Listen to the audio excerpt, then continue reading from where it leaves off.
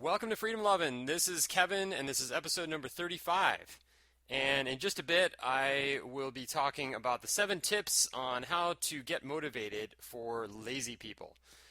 So, just a few things I wanted to mention before I get started here. I am flying solo today, and like I mentioned before on the last couple of podcasts, changing the format a bit of the show, and I'm trying to bring everyone as many useful things as possible on the podcast, and it'll still be as entertaining as ever, hopefully. But I definitely want to help you out in any way I can and give you some solid material that you can take away and use right away in the week that the show comes out. So hopefully this works for you. Let me know if you have any comments. Please go to my blog. It's very easy to comment now that I fixed everything with the comment system. It is just freedomlovin.com, and you can go to this episode, which is 35, and enter your comments there.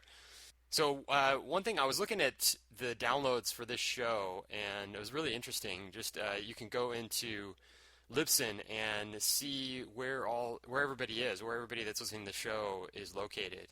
And of course, the U.S. is the number one country. But just looking at all the other countries that are representing, and some of there's a lot of people in Nicaragua, or a lot of downloads from Nicaragua of the show, which is really cool. So just want to say hi to everyone in Nicaragua. And we have a couple people in Kazakhstan, and we have a lot of people in Sweden, and really just so many countries that are represented out there. And it's just awesome to see that. And the freedom message being kind of distributed across the globe, and it's just awesome. So I mean, there was very few countries that actually didn't have at least one download. Africa was pretty blank, but there were even some people. There was a couple of downloads in Zambia and Senegal, which is a city. But yeah, so there's a wide audience here, and I just love seeing that. And that leads into my next point, is that I talked to Jake yesterday from The Voluntary Life, and we are coming up with a plan to host a conference. And we want to talk about, the general idea is how to kind of break free, how to leave the rat race, how to build more freedom in your life, and specific ways on how to do that. He's definitely going to be focused on kind of the entrepreneurial route and building up businesses and selling businesses and things like that. My focus is on the passive income route and how to build up an online business, and how to come up with an idea, how to get that online, how to generate traffic, how to market, how to write for the internet, all kinds of things like that.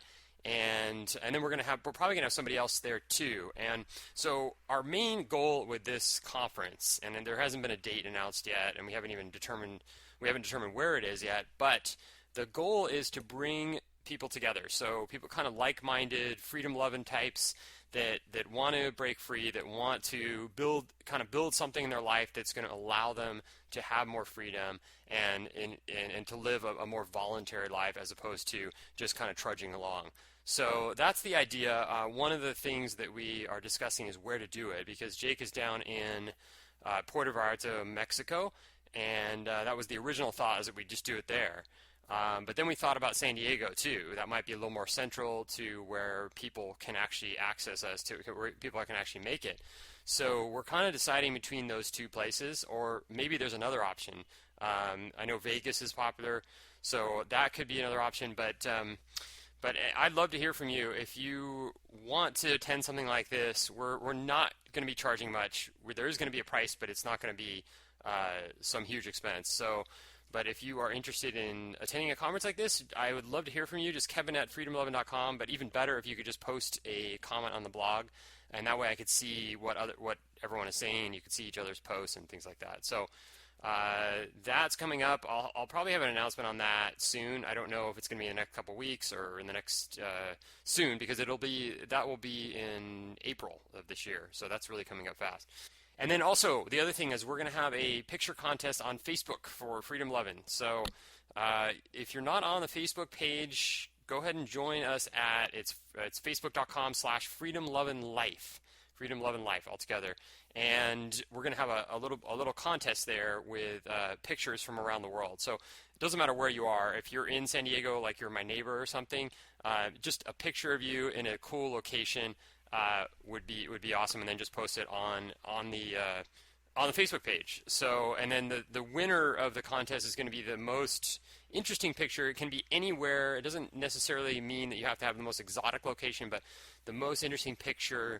And we're going to be giving that person a scholarship to the event that's coming up in April. So you can just go to facebook.com/freedom, love, and life and like the page, and then post away with your most awesome picture.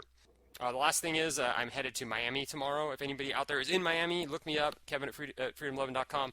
But I am mostly going for the experience of seeing Miami. I've never been. I have a friend that lives down there, and we're going to go to the Keys.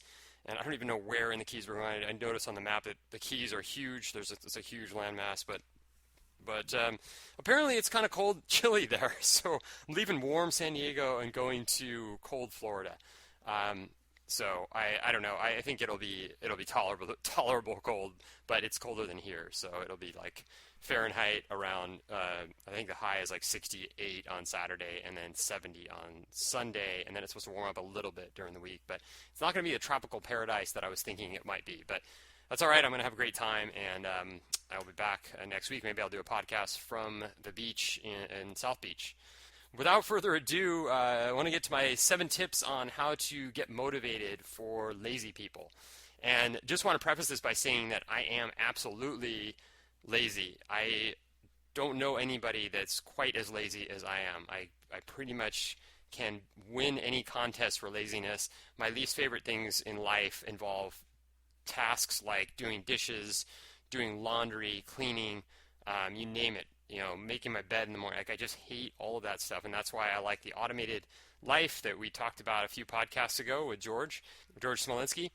And so that's kind of coming along for me, but the motivation thing has always been a struggle for me. And no matter how many books I read and podcasts I listen to and audio, Tony Robbins, all this stuff to get myself all pumped up, it usually does work for a little while, and then I sort of lose it and I go back to being really super lazy. And literally, like, some people say they're lazy, but they actually get a lot done, but they're still lazy. I don't. When I fall into lazy mode, I can stare at my computer screen for hours, literally, and that's like, I don't have any motivation to do the next task or the next thing that's on my list. I just go, okay, I'm just going to look at Facebook, and then I'm going to look at a video, and then I'm going to comment on message board, and then hours are going by, and that's kind of how it goes. But so I wanted to come up with some ideas on how to kind of break through that kind of a fog where you're just like stuck and not really able to push past it, because I've been able to do that, especially lately, but I've been working on ways to make that happen.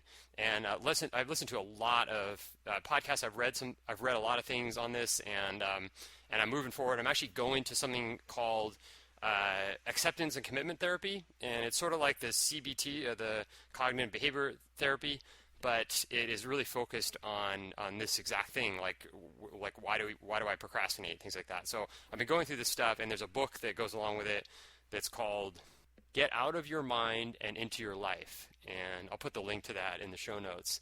And it's Stephen Hayes is the author, but it's really good. It gets really down to some stuff that has been really helping me to kind of see things like why I'm doing things. I tend to look at things as like a task list is, if I have 12 things on the task list, I look at it as this one big, huge, gigantic, monumental thing that is hanging over my head, and it's really hard for me to break it down and just go, okay, just do one thing.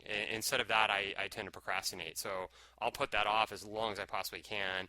And so that's been definitely held me back in business, and it's definitely held me back in a lot of other things, and I don't get as much done as I really know that I can.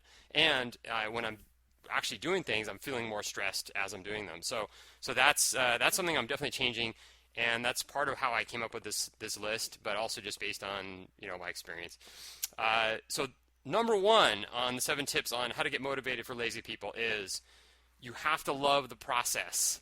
So find a way to love what you're doing, even if it's not in the exact field that you want to be in, or if it's not exactly what you want to do, you have to find a way to enjoy that process, because it may take you a while to get to your passion or your purpose in life. I mean, that's one thing that's talked about a lot, and I know I'm going over right now the stuff that the guys at Internet Business Mastery have put together with the single motivating purpose, because I think that's so important to find your purpose, find that single motivating purpose, because once you find that, then your motivation will just be kind of at an almost permanent level. But until then, that single motivating purpose, I think, is not an overnight process, and I don't even think it's a month. It could take months, or it could take years to find that in my case. So there has to be a way to stay motivated in the meantime, because I don't have a single motivating purpose at this point. I know it's there. I just haven't been able to access it and get it in writing. So in the meantime, I do need something to keep moving forward, and I figured out a way to enjoy this process. I do some things with my website that I work a lot on is tryswimcoach.com, and I help triathletes get better at swimming so that they can improve their race and make the whole thing easier and more fun. So that has been something that I've been doing for a while, and I kind of went through a phase where I was a little burned out on it because it wasn't something that I was participating in. I'm not really in triathlon. I don't do triathlons, but I know a lot about swimming, and that's something I've done since I was competitively since I was 8 years old. But I haven't even really been doing much swimming in the last few years. I mean, I do a little bit of fitness swimming, but nothing in the realm of competition at this point. So I sort of started fading on that. But once I started to look at this group of people that I'm helping as people that I can actually help enjoy life in some small way, even if they're just getting better at swimming. I really started to see a lot of different areas where I can improve the process of what I do, or the way my business flows, the way I deliver the information. Everything started to get better, and I see that if I can really master this site and really bring as much value as possible to these people, because I do have a fairly large following on online, and I'm big on the internet. I'm huge on Twitter, but I have 25,000 fans on Facebook. I have I don't know what it is now, 18,000 on Twitter, and I've got a huge list, and so I do have a huge following. So I am much more motivated to think about how I can bring positivity and motivation into their lives, and whether it's swimming or something else, it almost doesn't matter at this point. I'm loving the process of organizing this community and coming up with things to make life better. So that's how I've been able to do it. I think there's always a way to kind of fall in love with that process. So number 2 is get up early. So I know that this isn't going to work for everybody, and these are my things. These are how I do things, and so for me, waking up early, and early for me is getting up around 6:30. So that's early. If I get up, I think my natural time to wake up is 7:30, but if I'm getting up at 6:30, that's early. And I feel like I'm kind of just getting a head start on the day. And I can when I get up that early, I feel like I can just get things done. I'm not as worried about the clock. I'm not oh man, it's already whatever. I'm just starting my day, getting things done, and I feel pretty good about myself by noon. Whereas if I sleep in more, I feel like I'm always rushed. So I know everybody's different with this, and I think this leads to the sub point here is that you need to find the time that works best for you to work. So the traditional time is between 8 a.m. and 5 p.m. That's kind of what society decided that was the time to work. And if that works for you, I think that's great. Some people it does work really well, and other people it doesn't. I know Tim Ferriss in his book The 4-Hour Work Week talks about how his productive time, I think it was 1 a.m. to 3 a.m. That was super productive 2 hours there. So he's a late night guy, and that obviously worked really well for him. So that works. But I say get up early and just not be behind the clock all the time, and then you have time for a lot more things. I mean, I really want to get up even earlier. I think my goal is 6 o'clock. I think when you get into the 5s, I just start feeling sick to my stomach to think about that. But I think 6 o'clock would be great, and that also helps me to cut down on being stressed out. So and one more point on that: finding your schedule could mean that you work from 8 to 12 in the morning, and then you take a 2 hour break, and then you work from 3 to 6 or something. Or maybe you just work from 8 to 12. Maybe you can get everything done in 4 hours, which is, I know what Pat Flynn talks about on the Smart Passive Income podcast. He works 4 hours a day, I guess, until he takes on an extra project, and then he bumps that up. But it doesn't have to be 8 hours, and it doesn't have to be. It can be broken up. I work between 9 and about 1 p.m. and then I eat lunch, and then I take a nap, and I usually get going again about 3:30, and I work until about 5:30 or 6, and then I go work out. So that's kind of my typical day, but there's a lot of things that can be changed in there. So number 2 was get up early or find your schedule. So number 3 is use the Pomodoro technique, and I'll put a link to this in the show notes. But the Pomodoro technique is you set a clock, and you set it for 25 minutes, and you work straight for 25 minutes. You don't do anything else. You don't do Facebook, no phone calls, no anything, just whatever you're working on. And you just crank out for 25 minutes, and then you take a 5-minute break. So you do 25 minutes on, and then you take 5 minutes, you set the clock for 5 minutes, and then you go back to work again. You do that 4 times, and then you take a 30-minute break. And then you start it again. So 25, 25, 25, 5, and then you keep doing that. And then every time you do one of those, like the series of 4, that counts as 1 Pomodoro, and that's how he has it. I do it a little bit different. I don't necessarily take a 5-minute break. Sometimes I take a 10-minute break, and I do the 25 minutes, or sometimes I do like 28 minutes with a 5-minute break. I just do or a 10-minute break. I do it just a little bit off, and then I record each time I worked for 25 minutes or 30 minutes. I record that as 1, and I put that on my task list. So I just say 1. I put the letter I, and then I just keep marking those, and then I try to do as many of those as I can. And when I feel like taking that 30-minute break, I do. But usually what happens is I just do the 25 minutes until I get to lunch, and then I take like an hour, hour and a half, or longer, and then I start doing it again. So really for me, what works is just setting the clock for 25 and getting to work, and I don't worry about the breaks and things like that as much. So number 4 is eat low carb and cut out processed food. So that's helped me a lot with keeping my energy at a reasonable level and not having those spikes up and down. I do take a nap every day because I just feel that works for me, and it's usually about a 10-minute nap, maybe 15 minutes.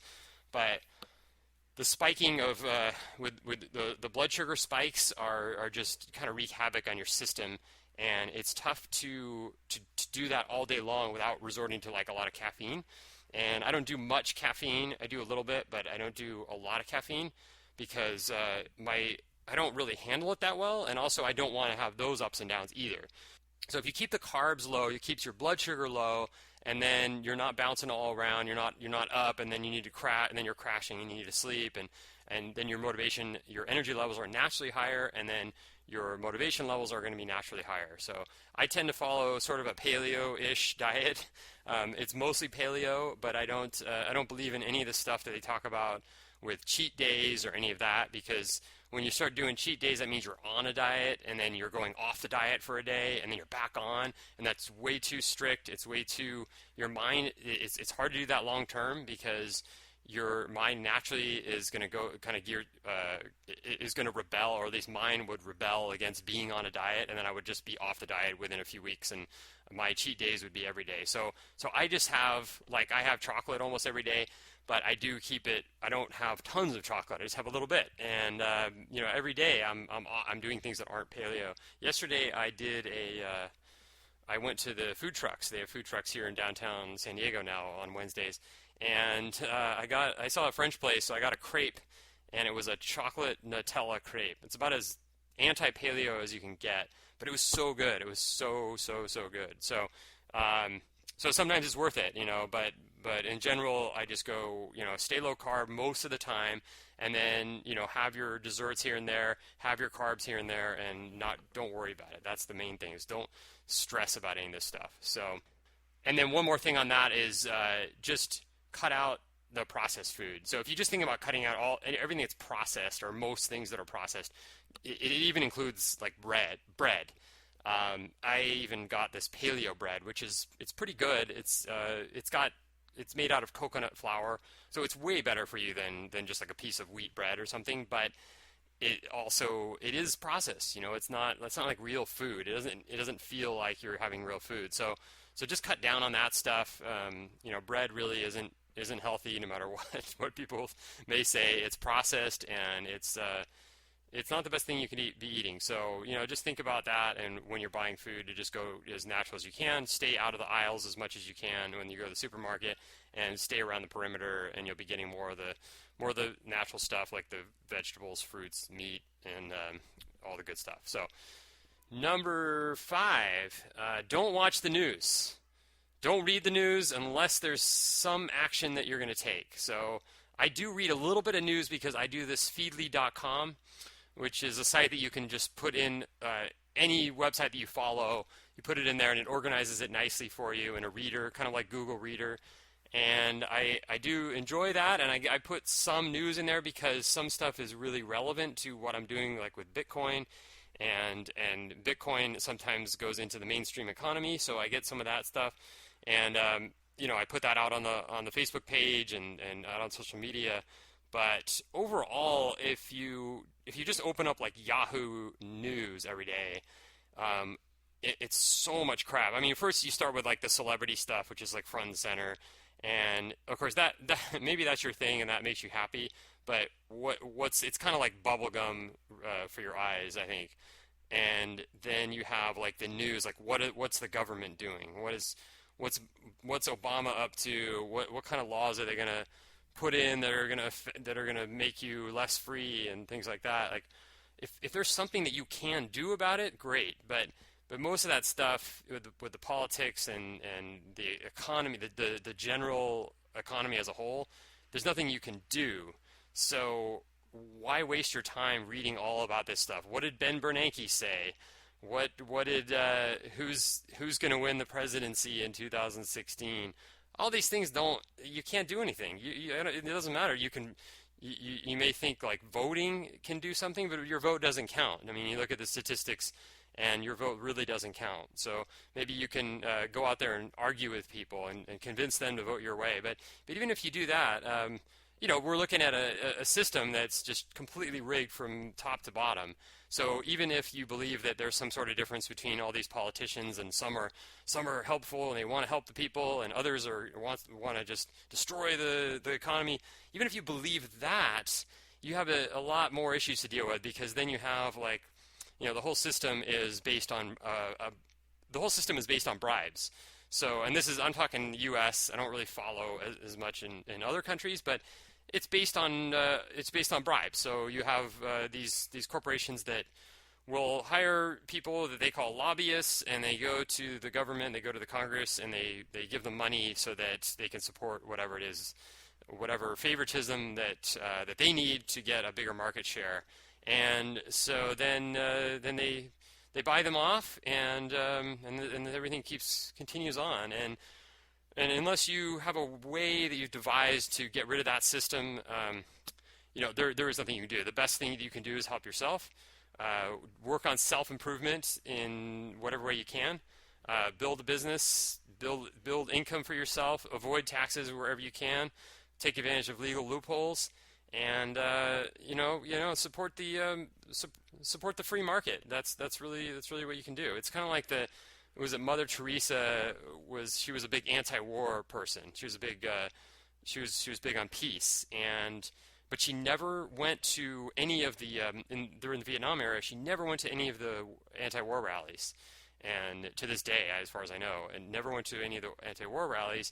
And her reasoning was that she didn't want to be anti-anything. She's like, if we have a pro-peace rally, I'll go to that, but I'm not going to go. I'm not going to go to a rally against the war. I'm just going to do things that promote peace, which I think is a really great way to look at things.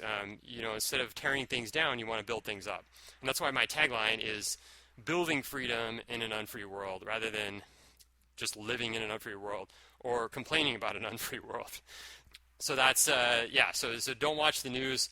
Pretty much most TV. Pretty much you can turn off your TV and gain a lot more time and a lot more happiness, because a lot of what's going on TV, on the news, is just negativity and how many bad things are going on in the world. And then local news is even worse because it's all the police reports, and how many somebody got shot and somebody died in a car wreck, and all these things that are going to bring you down and then leave you frustrated because you can't change them. So, and I would say the same for any news source. Just blindly watching any news, whether it's online or on TV or in the newspaper, it's just one negative thing after another.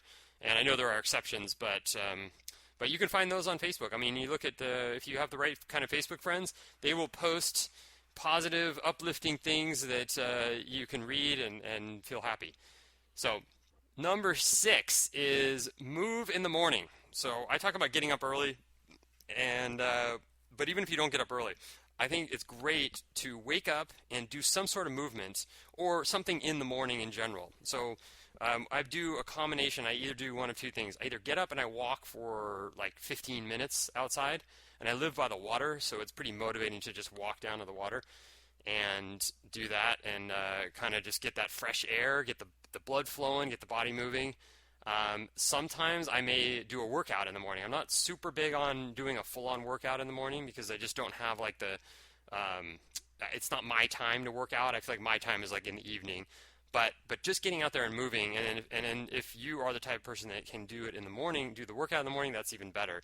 But so I do that, and then I come back and I kind of get ready and start, and then I go to work. But I think it's really important to get that movement first thing in the morning. And so and then so the other thing that I do is I will get up and then just immediately get ready, shower, eat breakfast, and get ready, and then I walk, and it's about 10 to 15 minute walk down to this one coffee shop, and so that gets me going. So I walk through, and it's kind of like a busy area, so there's a lot of people around, a lot of action, a lot of things happening, and so I go there, and then that's where I work in the morning. So there's many ways that you can do this, but I think it's just good to not just roll out of bed and just start doing email and sort of in that brain fog, just sort of try to get yourself motivated to work. So number 7, and the last tip on how to get motivated for lazy people, is don't shortchange yourself on sleep. So this one's really important, and it could be the number 1 thing. Maybe I reverse the order or something, but this one is really, really easy to do. And so many people, and especially here in America, there's this idea that you have to tough it out. You have to just, if you run a business, or if you have kids and you want to get things done, you just have to not sleep. And that's kind of like that's like a rite of passage. Like I put all this time into my business, and I didn't sleep. I slept 4 hours a night for a year, and I got this thing done. And I get that. I totally understand it, and I've been there, and I get it. I get why people do it. I get that it's ingrained in us that sleep is for like weak people. But if you do that for long enough, you're going to become a weak person, and you're really, really hurting your health. And so even more important than nutrition, Rob Wolf, who runs the Paleo Solution podcast, he says that, and most of his stuff is about nutrition, about eating paleo, and then exercise and doing like the CrossFit stuff. But he says beyond all of that, the most important thing in life for health is getting sleep. And his recommendation is 8 hours. 8.5 hours would be ideal a night. So, and not many people get that, and I don't get that. Like I really try almost every night to get 8 hours, but it doesn't always happen. There's some things just come up, and once in a while I can't sleep. Like I wake up in the middle of the night and just can't sleep. But that is something that will hold you back. I mean, it may be great at first. Maybe you can get by on coffee.